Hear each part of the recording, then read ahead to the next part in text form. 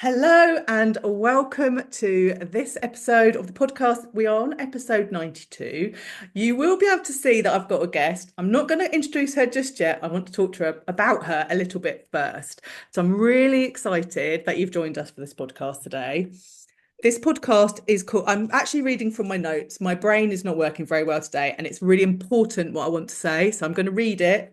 That's why I'm looking down, because I want to get it right. I don't want to trip over my words. So today's episode, I am calling a journey to inspiration because that is just everything that I feel that this conversation is going to be. I was trying to think earlier how long we've known each other, how we connected, and I absolutely can't remember. And I feel like we have just followed each other on Instagram for so long. I've watched you evolve. You've been through my evolutions. Like it just seems like we've been in each other's world for ages, and I can't remember how it started. But it clearly is not important. The fact that we're still chatting is the bit that is amazing. Um, and from my perspective, I'm always so inspired by what you share and your willingness to share, even on the things that are so difficult. And to see you blossom, like, is it just fills me with joy. And I'm so aware that I've only seen like a tiny snapshot of what's going on because, Instagram is not the real world. It's just like little snippets. And I know that there's a much bigger story behind those little snippets. And that's one of the reasons that I wanted us to chat today, because I think that by sharing the experience that you've had, that you are having, that this conversation is so powerful. And I know that you're going to inspire other people, whether they are experiencing something similar or the same, or just maybe something different, but there is something that everyone is going to take from this. And that's so exciting.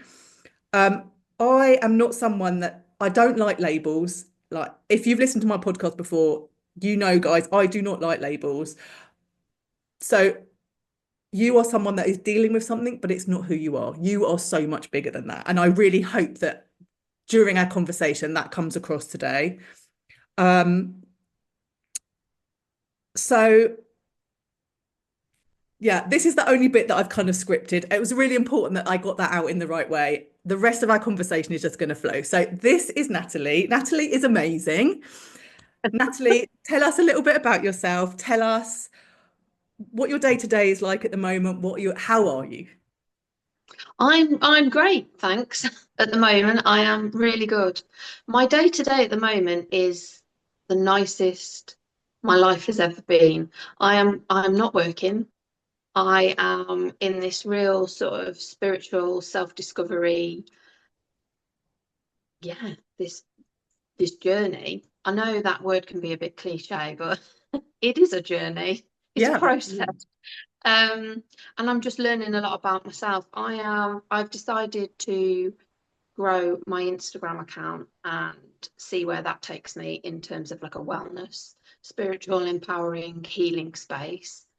Um, and for people that don't know me, I'm 38 now. I'm married and I live in the Midlands. Lovely. So no children, no pets. So yeah, just me and my husband.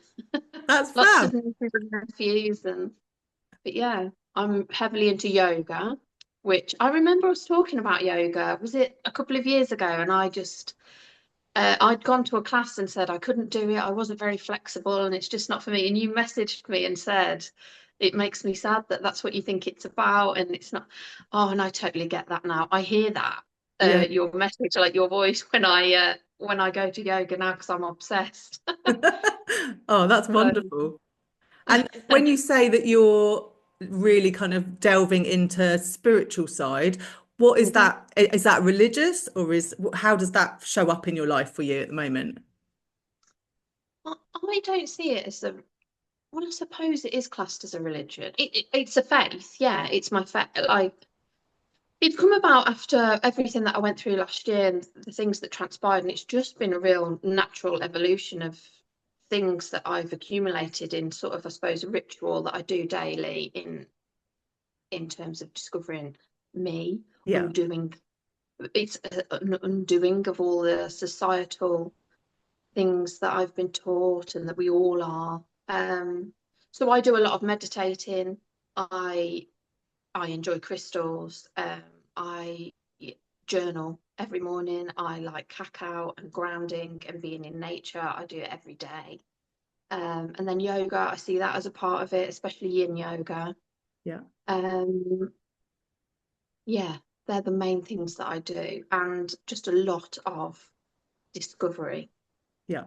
like a connection to the cosmic conscience, Yeah. the wider universe, and that I follow Kirsty Gallagher, and I've just got her book and latest book, and I went on her tour actually. I think it was last week, and I just find her phenomenal. Yeah. So Yeah. yeah, She has a lot of wisdom to share, doesn't she? She's yeah, amazing. yeah. And I Yeah. just like the way she talks, that she's not an expert, that you are your own expert. And I just firmly believe that, because nobody understands your life or your needs more than you, because you're Yeah. the only one that lives that, aren't you? Yeah, absolutely. Absolutely. I love that. And that kind of, for me, that's what wellness is. It's like Yeah. there's never going to be one size fits all because no one has No. lived the life that we live. No one has our thoughts, our experiences. It's got to be different. And yeah, I'm like you, that I'm heavily into all of those spiritual practices. And the more you learn, the more you want to learn, the more you Yeah. discover. It's a kind of addictive, I find. It Like is. you go, Absolutely. yeah, it's Yeah. absolutely brilliant. I love it. Okay, so we are here to talk about what's happened to you and how you've coped with it. So let's go right the way back to I've written down here to your diagnosis, but actually in my head I'm thinking it probably started a bit earlier than that, before you knew what was going on. So for people that don't follow you on Instagram, haven't seen you, don't know what it's about, can you tell us how it started and what it is that you were diagnosed with? So I was diagnosed with ulcerative colitis in July 2020. I finally got the diagnosis. But Okay. actually the symptoms started in January 2020. So I have suffered with issues with my stomach all of my life from a very small child. I think I was about 3 or 4, where I was in and out of hospital. They didn't know what was wrong with me. I was put in an isolated room where I could only have one parent, so my mom stayed with me. Gosh. Um, and they never found out what it was. And then over the years, I've been told it's IBS, and as you do when they don't really know what it is. Yeah. So the symptoms that transpired in January 2020 were just so abnormal to anything I've ever experienced before, that it, resulted in me contacting the doctor, which is not something I would usually do, because, as I say, I'm quite used to horrendous stomach pains and varying different symptoms. But Yeah. I just knew that this wasn't right. And obviously, it was COVID. Yes. So COVID happened, didn't it, in March 2020? And whatever, for whatever reason, by the time I'd contacted the doctor, COVID was in full swing. I don't think we'd stopped working or anything yet. But anyway, for that reason, the referral process, because they're cancer-like symptoms, should have been 2 weeks, but it was much, much longer. Right. Okay. Um, which is why I didn't get my final diagnosis till the July 2020. Right. And essentially, it was just a call like this with a consultant had never met me, just had the results. I had to have a colonoscopy, got the results of that. And I was actually told when they initially got the results after having the colonoscopy that everything looked fine, looked really healthy. They, Gosh. they didn't think, yeah, they didn't think anything was wrong. And I remember rolling my eyes and getting back in the car with my husband and just sort of being like, it's going to be one of them again. I'm suffering with these horrendous symptoms, and they're just going to tell me it's nothing. And Gosh. then obviously that didn't happen. So, but they used the word proctitis over the phone, and apparently a letter had got lost in the post, so I should have known that I'd got this bowel disease before I'd Right. had the call. Okay. And it was just smacked me in the face when she was just talking to me and then said about your bowel disease, and I was like, sorry, I've got a Yeah. bowel disease. So that's how I found out. um And so and I for don't anybody that doesn't know and hasn't experienced that, what is it? So ulcerative colitis, my understanding of it, and I will be totally honest, I have can only talk from my experience because I have not done research. Yeah. I didn't do any. I was in denial for a Okay. long time, and the reason why I've not done more since will become clear. But it's essentially also the whole. Well, it can be varying degrees of your large bowel. So it's only your large intestine that it affects. Okay. Um, it is covered in is ulcerated. Right. Okay. Yeah. Um, so it causes lots of swelling. I mean, you know what ulcers are like in your mouth, and if that Yeah. you imagine the whole of your mouth was to just be covered in hundreds of ulcers, and Yeah. then you imagine that's your intestine, and every time you drink, or every time you eat, or every time you move.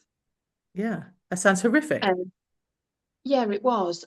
Initially, it was just the last section of my large intestine, which is why it was called proctitis, that Right. apparently was ulcerated, and I was suffering with the colitis, and that could have been managed locally, but I just didn't get the proper care. I just had this consultation call. I never saw anyone or met anyone. I was sent some things in the post, and that was it. Gosh, that just sounds terrible. Yeah, and I was just really confused. I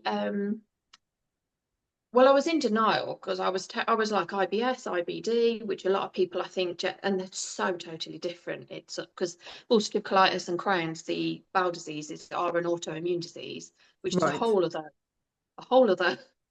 world that Yes. I am still trying to come to terms with and get to grips with. But I remember going for a walk around the village because didn't we all just do lots of walking during Yeah, COVID? absolutely. And I was talking to a nurse or a consultant on the phone, and I distinctly remember asking her like what the next stages could be, and I was told of the different levels and the different treatments, and the very last worst case scenario would be surgery, Right. Okay. is what I was told. But as we know, as me and you know, that happened very, very quickly for me. Yeah, I was going to say, so what was the gap between getting that diagnosis and actually it getting to that worst case scenario? May 2021. Yeah. So So I not didn't long. even no, didn't even experience a year. And I actually think in a way when I look back at it now, I was very lucky that that it happened to me during COVID because I was I was off work. I can't remember the dates and things, but we were all off work for a certain period of time. And I was one of my job roles was one of the ones that was off for quite long. Yes. So I was able to manage the symptoms, in a much nicer because I wasn't having to leave the house and Yeah, go to work sure. and things like that. So, Yeah, we but were in all May, very into self-care during that period, weren't we? yeah, Yeah. and the fact that I I just was in the comfort of my own home, and that's what I needed. I don't know how I would have managed trying to go to work, or if I'd have even been able to. Yeah, Uh, absolutely. or I know certainly some days I wouldn't, but yeah, May it was actually May the 1st. I went for a meal with my cousin. And I knew that things were starting to get a bit worse, but I was heavily in denial. And I think I was treating it like IBS and thinking, well, if I clean up my diet and if I do this, and what you eat has absolutely no impact on it at all, Okay. which I couldn't get my head round because IBS is the opposite, isn't it? Yeah, Like, absolutely. and with my IBS, I was always eating lots of really high fiber things, so lots of seeds, lots of nuts, lots of lentils, only brown bread, brown pasta. And I was told with this, the opposite, and white foods, white pasta, white bread. And Okay. I didn't know, but if you reheat pasta, that's worse for your stomach, and all these. Sounds So like a minefield. I was trying to get to grips with it all, and I just couldn't accept it, I don't think. And then, like I say, on May the 1st, I became really, really, really poorly, Yeah. and and that's the beginning of my story, really. It completely changed my life. Yeah. So if there, before we get into the kind of nitty gritty of that, if there is anybody that is kind of where you were in that first year or not quite a year at the moment, is there any advice that you would get, like if they're listening to this thinking, oh, that sounds like me, like what would your words be to them? Well, if you're in denial, like I was, I would really encourage that you reach out to people that you feel safe enough to reach out, or whatever it might be, in order for you to try and accept your diagnosis. Yeah. Because I think until you accept it and can actually accept that that's what you've got, um, I don't think then you'd be open, if you're like me, to doing the research to understand it. And also keep keep contacting your GP or your consultant, keep asking the questions. I trusted their word and I never chased them, and things weren't working and I wasn't getting the supplies and I wasn't chasing it up. Yeah. Um, so if that is happening, which hopefully it's not, um, I would just say keep shouting, keep Yes. speaking up, keep pushing for Yeah. more answers. For Asking the questions. Yeah. Yeah, definitely, because I just floated through. Yeah. Okay, so let's get to the nitty gritty. So what happened? Yeah, so May the 1st, I just became like severely unwell. Um, and it just escalated. So I'm talking going to the toilet 20 to 30 times an hour. Gosh. Um, I couldn't keep anything down. I couldn't keep water. Like sips. I was in the most excruciating pain. I can't explain it. I was so swollen. Um, I couldn't maneuver myself properly. I couldn't get comfortable. I couldn't sleep because the going to the toilet was just constant. Yeah. I'd never experienced anything like it in my life. And I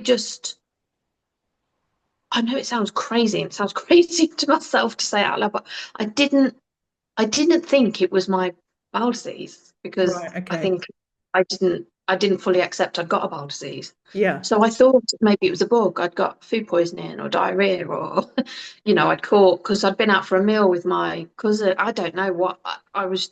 Anyway, I ended up going to, because it was still the sort of COVID time then where we were all functioning, but if you went anywhere, you had to go on your own and you had to wear your face mask. And Yeah. so my mum, I think it was, took me to, we've got like an A&E, the smaller A&E departments where you get seen quite quickly. Yes. Went to one of them, walked in, told her exactly what I was experiencing over the counter, in the waiting room, which is always fun, isn't it? And then the nurse, the sister in charge, or what, the head matron or whatever they're called, marched out into the waiting room and escorted me out into the car park, Oh, telling me it was diarrhea.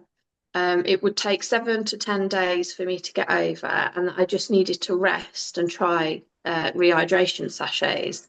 I wasn't even seen. I wasn't even taken through. There was nothing. It was almost like, why are you here? This is ridiculous. yeah. And then 2 days later, I was taken to hospital with sepsis and rushed in an ambulance. Yeah. So it it escalated quickly. I just became delirious. I wasn't making any sense. I wasn't able to maneuver, like walk properly, and I was struggling to get up the stairs because I think at this point it had been a full week, maybe slightly over a week, because my birthday is the 8th of May. And I was at home for my birthday, but people came around for me to open presents, and I couldn't even do that because I was just Yeah. in constant pain. So yeah, they called an ambulance, and I was rushed in, um, and had sepsis at this point. Yeah. Um, the steroids that I'd been prescribed, some tablets, because I'd got in contact saying I was struggling, they hadn't even, they didn't do anything. I think the first time I went into hospital, well, I just had a breakdown when they admitted me. I just was hysterical because I just didn't think there was anything. Yeah. I couldn't accept how serious it was. Yeah. Um, I was in for 8 days, I think, the first time, and they put me on intravenous antibiotics, obviously for the sepsis, and then had my own isolated room, and I had to log every time I went to the toilet and what it was like, and all these things that you have to do when you've got a bowel disease. the steroids started to, had injections in steroid injections at that point, and they relieved a lot of the symptoms. And then I refused the blood clot injections, and so I Okay. was doing walking around the bed a lot and sitting with my legs up. I couldn't eat any of the food in the hospital, which I don't, I think a lot of people are like that. And I was convinced if I could just get home into my own environment where I would feel safe and secure and eat foods that I know, Yeah. that I would get better. So they didn't want to really, I'll be honest, but they did discharge me. Yeah. Um, and I was home and I just got worse. The steroids didn't work. I've been given like there's an IBD team at the hospital, so we'd got a contact number for them. And my husband had just set up a brand new business after being made redundant during COVID. Yeah. So my mum was supporting me a lot at home, and my mother-in-law, while my husband was trying to keep his new business running. Yes. Um, so she was spending a lot of time on the phone, and they were encouraging my mum and my husband to get me to eat. And they were saying things like, if she can't eat volume, put cream in mashed potatoes so there's more calories, because I Okay. just wasn't eating and I Yeah. was suffering. And I just couldn't, I was in so much agony. We tried TENS machines and all of this. And it turned out that I then got rushed to hospital again in an ambulance, because of some results of some blood tests. I was having, I forget what they're called, but when a nurse comes to your home to do your bloods, Yeah. and the GP rang an ambulance because I was severely low in potassium and something else, Okay. which I think can affect your heart, but it's dehydration basically because I wasn't keeping anything in. Yeah. Um, and so that's when I was taken back to hospital and things got really serious. And through an X-ray and a CT scan, they discovered that my bowel had perforated, and that's why I couldn't. That's why I was in so much pain with the trying to eat. So Yes. my mum and my husband were being told to force me to eat, weren't listening to me, but were listening to the doctors. Yeah. And then obviously when they found that out, they felt so Oh, terrible. yeah. But that's a theme throughout all of this, is that no one listened to me. It was Yeah. all what the medical professionals said. And that's so scary, isn't it? So scary Yeah, when your voice is not being heard. yeah, yeah, it is. And I know they obviously know in terms of science, but they don't know each individual person. And I just knew like something, Yeah. I was the pain, Kim. I cannot tell you the pain. I have never. I would. So my neighbours, once I got better and they came round to see if I was all right, because we'd had ambulances here a lot. Um, she told my husband that she could hear me howling in the night. Oh gosh. Yeah. Oh, bless It you. That's was it horrible. was just so painful. Yeah.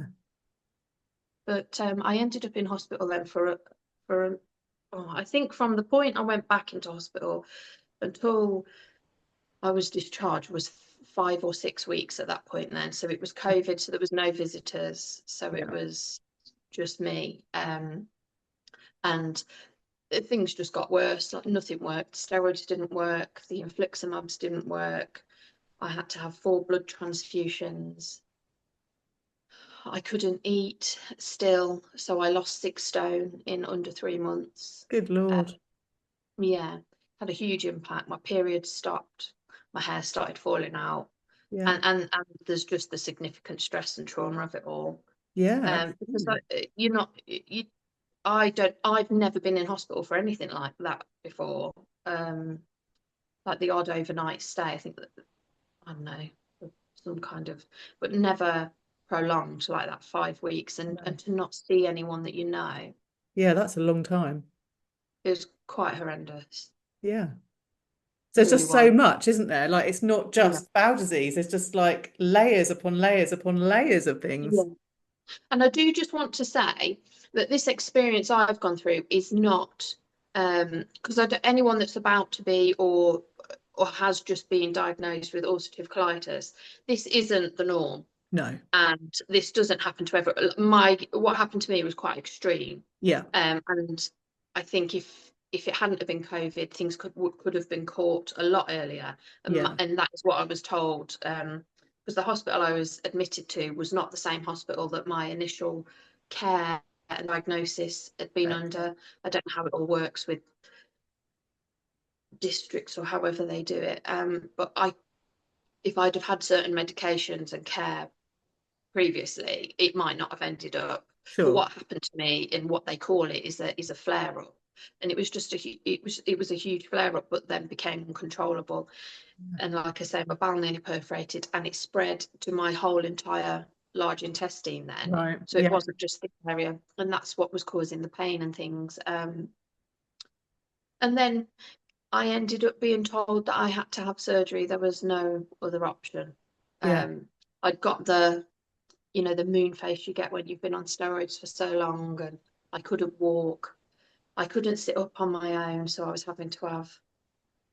couldn't sit up to try and get to the toilet. Yeah. Um, so it was all very degrading. Yeah. And Definitely. I think at the age I was, you're in a bit of an in-between space where you're not young and vulnerable and you're not old and vulnerable. And in my experience, you can be overlooked by Yeah. the nurses, and especially because they were so busy with COVID. So Yeah. Of course.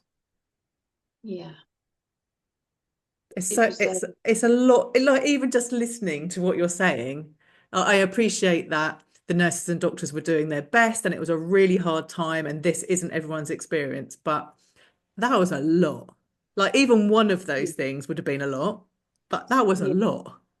yeah, And the yeah, fact that actually not all of the time, but some of the time you were still on Instagram telling us. I remember you sitting there saying, "Oh, I'm just a bit dehydrated, guys. I'm having my electrolyte. Yeah, I'll be fine." Like I can remember you doing that. So yeah. even though you were in so much pain and having all of that stuff, you were still showing up, telling people. I mean, that's Yeah. amazing. I would flip between craving normality, um, and how I could get pieces of that to just absolute despair. Yeah, And the weaker I got, I couldn't even really hold my phone. So I barely spoke to anyone. They would have to ring the ward because I just couldn't. It was just felt it felt so heavy. And yeah, my husband had dropped off, like the adult colouring books and things to try and keep my mind occupied. And I just didn't have the energy to do any no, of that. gosh. So, but yeah, So yeah, so the surgery was like the next steps. It wasn't a case of would you like the surgery? This is an option. It was like this is what we're going to be doing. yeah, it was. I was told in the afternoon, and then I was having the surgery not the next day, the first thing the morning after. So I had just over 24 hours to accept it and get used to it. Yeah. And I don't know Not how that's not much deeply time, is it? I just couldn't take it. No. No. And to be honest, all they sort of say is that your life, this is going to be brilliant. People beg for this surgery, which now, at the time I didn't, but now I can understand why. Yeah. Um, because essentially the surgery was to have well, I didn't know, but I had my entire large colon removed, so 6 foot of Yeah. a vital organ, Yeah. and then a stoma bag. So it's called an ileostomy, mine is, because Okay. there's lots of different variations, which I also didn't know at the time. Um, but all I could think was a bag. I just was, what? I didn't know anyone that had a bag. Yeah. For some reason in my head, associated them with older people. I Yeah. just thought, like, how am I going to live my life like this? I can't. I Yeah. just got stuck in a very negative headspace Yeah. about it all. Because that's Uh, massive, isn't it? That's, having a big chunk of your insides taken out, which, mm, no one's actually going to choose. Like, even if you're in real pain, no, you're not really going to choose that, are you? Like, I know this side of it, you think, yeah, that was the right thing to do, but it's not something that springs to mind. And then knowing that for the rest of your life, you're going to have a bag. Like, nobody talks about those sort of things, do they? Like, it's not something that people discuss. And I'm sure there's lots of people out there that have bags that have to deal with it. Um, so did you get like a how to? Like, I mean, no. Well, she was a very lovely lady. Annie, her name is. She's still around as far as I know. And she just, it was all very quick. So they rush down to you, they talk to you about it. They want to look at your stomach to draw dots on to where it would be, like get you to try and stand up and sit down so that it could be comfortable with your clothing, then do an alternative one on the other side just in case they can't. They Okay. tell you that they'll ideally try and do it keyhole, but if not, you will be cut way down. Yeah. And then they briefly tell you about the changes to your diet. Right. But the overriding thing I was told is just this is going to take away all your pain. You're Okay. going to be so comfortable.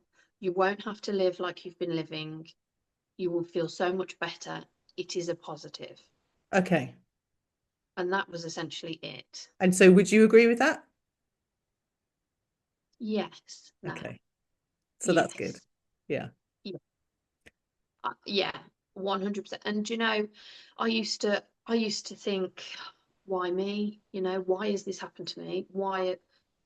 And I don't know if that is normal, but that was my thought process. And now I actually think I'm very lucky that it was that quick, that I Yeah. got that I had the surgery that quick because people manage ulcerative colitis and these debilitating symptoms and flare-ups year on year on year. Yeah.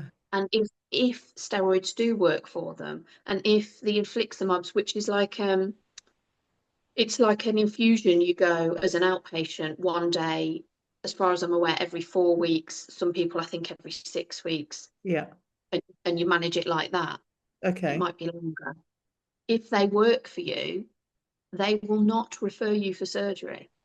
Right. So you Okay. live your life in this constant cycle of Yeah. Yeah. pain and debilitating symptoms, which, like I said, that's why I said at the start, I think I was also lucky that it was COVID times and I was able to, it didn't hugely impact my life in that sense because we weren't going out with friends, we weren't doing this, we weren't Yeah. doing that, we were at home.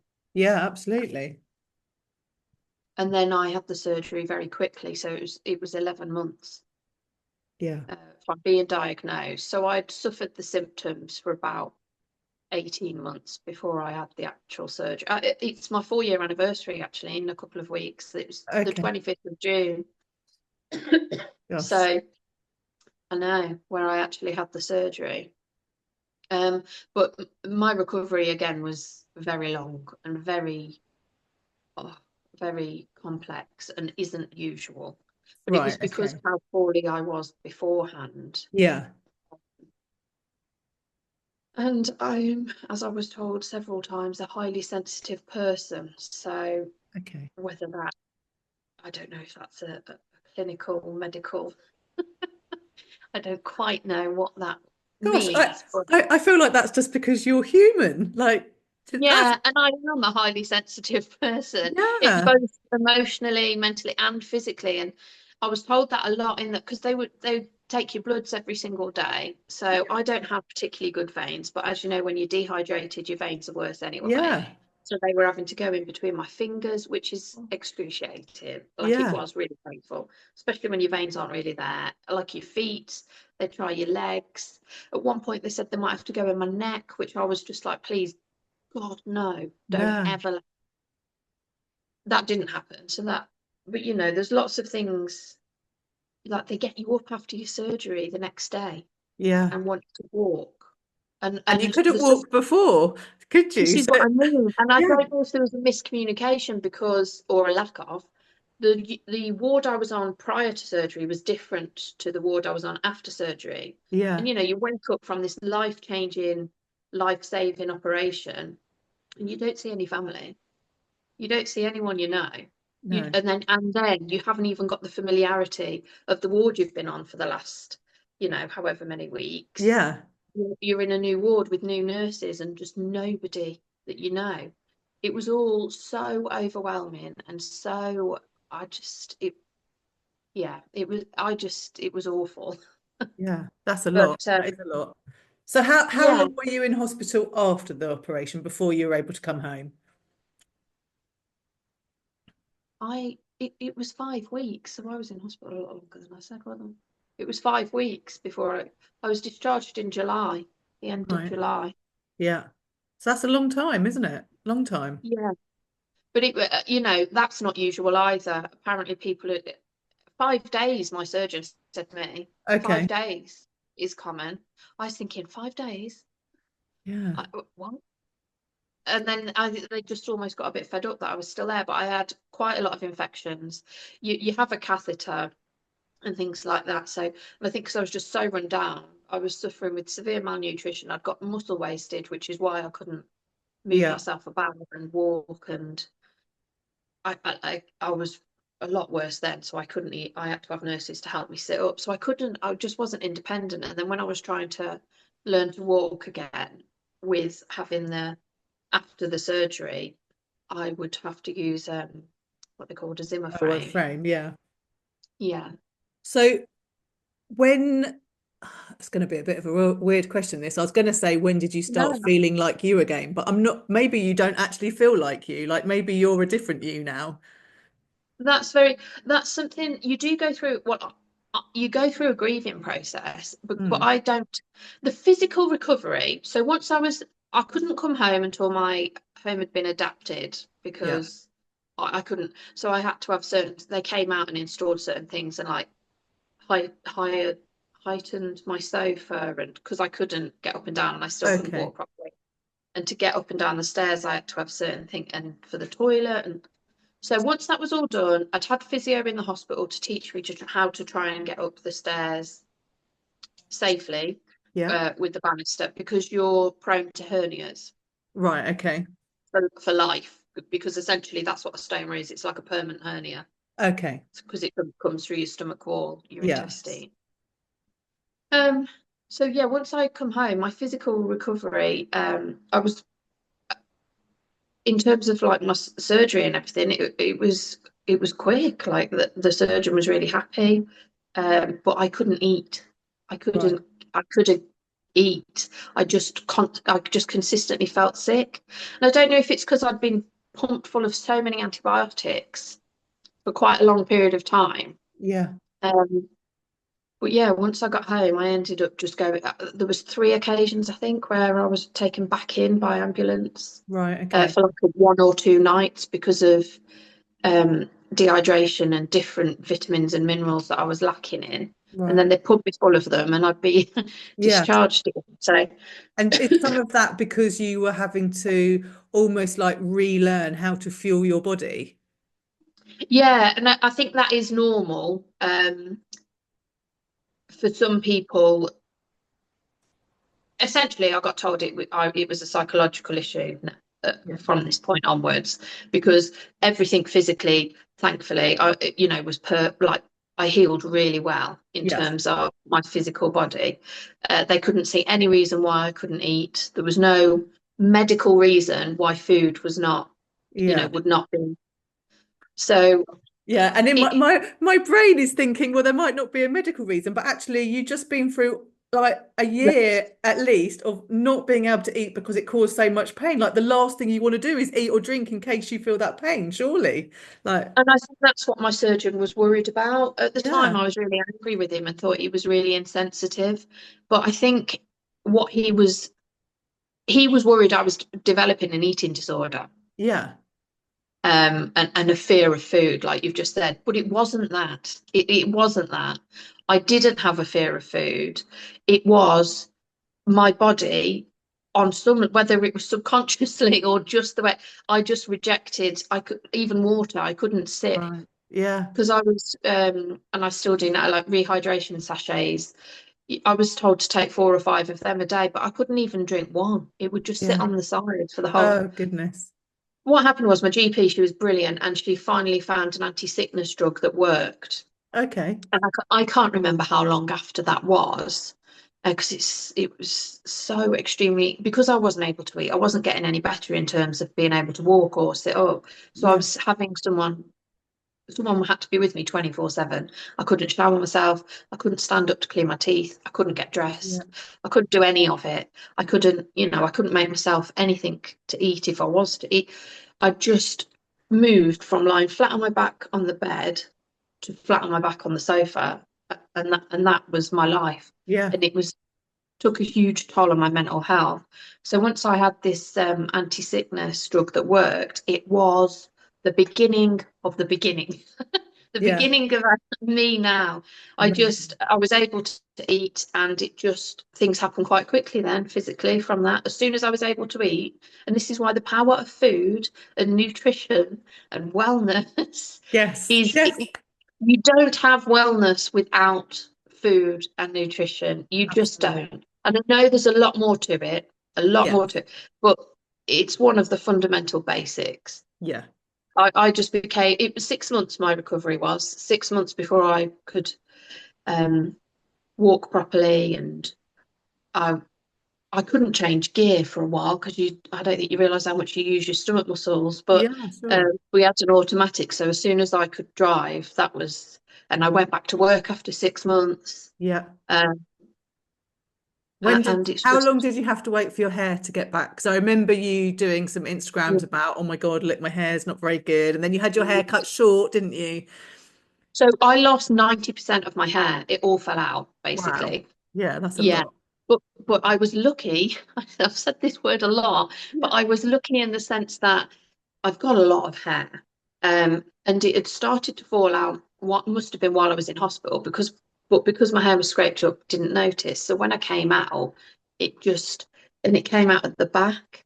Right. So Okay. then by the time I was recovered and back at work, it had started to come out at the front and the sides, but Right. the back was starting to grow back. So essentially, I never went bald. I Yeah. just had bald patches. Okay. So then, when I just had what you remember, them straggly bits that I Yeah. used to try and put in this tiny ponytail. Oh, bless. When I had that all cut off for a pixie cut, it's because I'd got, the first time I went to try and have a pixie cut, she told me she couldn't do it because I hadn't got enough hair. Right. Okay. Oh, goodness. So I had to wait for more to come back and for it to grow a bit longer. And then Yeah. that's when, I think that was the April 2022. Right. Okay. So I had enough hair to have a pixie cut, as mad as that sounds, by April 2022. Yeah. Oh my goodness. Yeah. Crazy, isn't So it? that's how long it took. Yeah. Yeah. My periods came back maybe in the May, June after, so a full year nearly. Okay. So that actually is quite a good indication of how long it took your body to Yes. actually get well. So you might have looked like medically you were okay, Yeah. but actually that's quite telling, isn't it? The fact that your periods Yeah. took that long to come back. That, yeah, because they said to me, because I was starting to get a bit concerned about it because children and things, but they'd said to me that wait at least a year, and I think it was virtually a year, if not 11 months. So Right. yeah, by the time they came back, so that, like you say, that made me feel like I'm on the right track. Yeah, Things are definitely. going, Yeah. yeah. Okay. But So I go on, sorry, go on. no, I was just going to say it is an extreme case because I know a lot of people that through Instagram and things that have stoma surgery, and if you're healthy and fit when you go into it, people are back in the gym after 6, 7 weeks. Wow. You know, Yeah. obviously depending on you. Um, but yeah, it's not. I don't want to scare anyone. No, no, we're not here to scare, but we're definitely here to inform because if it happens to The one, awareness, yeah, possibly could happen to another, or maybe there's just bits of it that someone's, he's listening and thinking, oh God, actually, yeah, that's what I'm experiencing. Or, maybe they're waiting for their period to come back and they're like, okay, I've not really done enough yet, but I know it's going to yeah, come. give Like it time. all of these things are So hope, aren't they? listen to yourself. When you're being told medically your body is sound, like that made me feel even more anxious because I was thinking, am Yeah, I making it up? Am I losing my mind here? What's going on? But no, trust yourself. yeah, You know your body better than a medical professional. They know what they know biologically and scientifically, and but you know yourself. yeah, Yeah, absolutely. and patience is key. And Yeah, also for people, if you are like I was, scrolling on Instagram, slowly trying to accept I'd got a bag and adding different accounts to see what it looked like and seeing them all recovering really quickly, then here's your account of that it's normal not to as well. yeah, and which is super, super important because there's always going to be like the worst and the best, and then everything in the middle, which is like, Yeah. and we were saying before I pressed record, like one of my notes is saying, let's talk about the messy middle, and maybe what you're living now is still part of the messy middle because it's not. so cut and dried. Like there's so many bits to it, like your hair, your periods. I mean, we haven't even talked about life with a stoma bag. I mean, what is that No. like? Like, are there still things that you don't do because of it, or have you kind of made friends with it now and you're okay? Or Do you know, the physical side of having a stoma has been the easiest part. Once I came to terms with it, accepted it, got used to how you change your bag and things and that process and seeing it, and the scar tissue takes a while, or did in my case, to develop, and your stomach isn't even, and that's something I do still struggle with because as your weight fluctuates and things, it sticks out, and I yeah, but in terms of that's the easiest part for me. What's been the most difficult is having an autoimmune disease, right, okay, is being so susceptible to all different bugs. I've never been a sickly person before, and I've had so many weird and wonderful uh, things happen to my yeah. body. So, Um, so for people that don't know what an autoimmune disease is, can you just like give them a quick explanation? it's where your as far my understanding of your immune system lives in your large colon, and I don't have a large colon. Yeah, It's your digestive system is where. So I'm an autoimmune disease can be where your body attacks itself. I don't think that's yeah. what I how Right. mine manifests, or however you worked it. Yeah. So when But people are talking about looking after your gut health is really yeah, important, it's like your because that's brain your and your immune gut are system. connected. That's the bit that you Yeah, don't have now. yes, yeah. Yeah. So your small intestine adapts magically, because I also didn't know that you absorb all of your water through your large colon, Okay, which I is why didn't know that either. yeah, so that's where you absorb the water. Right. So that's why when you're first discharged or first have the surgery, they're really hot on rehydration, and you prescribed like mammoth packs of Diorolite and things, or I was. Yeah. Um, Now I just buy the cheap rehydration Tesco's own version. Yeah. But I take one every single day virtually, and then in the summer, or if I'm exercising, you take more. Yeah. But your small intestine adapts to absorb the water. Your body is so magnificent, Yeah, and I was that's going to why say, how initially, clever is that? I That, know, I know. Initially, in the first stages, maybe for a year, 2 years, I can't really remember. I couldn't really drink. You know how if you're really thirsty, you just neck a bit of water. I couldn't do that because okay. I'd just feel like a bit sick or a bit full, and it just wasn't operating. But as soon as it adapts to that, I'm much better. Yeah. Like I absorb water much. I don't rely so heavily on rehydrations Right. Okay. as I did do in the first couple of years, Yeah. because I was taking a few a day then, especially in the summer. Yeah. Um, But our but bodies yeah, really are just truly amazing. Like they do things that yeah, like we just don't know what they do. It's amazing, no, isn't it? I know. I know there's a lot of adaptations to your diet, and I know not everyone has their whole large colon removed. So, like, I can't eat beans, and I would see people on Instagram. I love beans, baked beans, and I would see people on Instagram having beans, and I'd be like, "How can you eat that?" And Yeah. then one day I was brave enough to reach out and ask, and she replied, and it was because she had a colostomy, so she'd only have part of her large colon, and that Okay. made me realise as well. There's so many different variations. So Yeah. if you see someone with a stoma bag, it might not be the same as you or what you're gonna Yes. experience.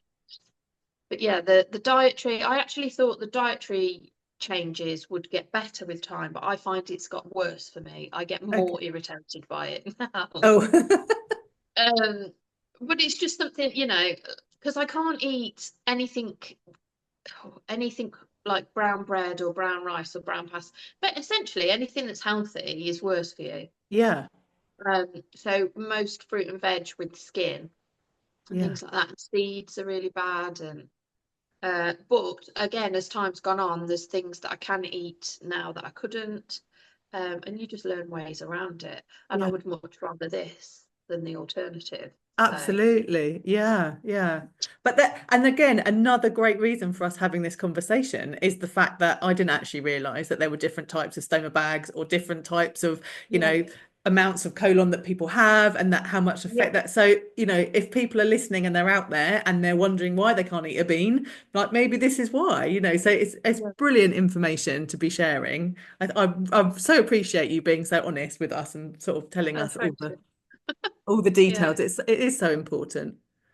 Um, so yeah, so would you say that you are still in the messy middle at the moment, or do you feel like you've kind of found a bit of balance, or Yeah, it doesn't feel like that.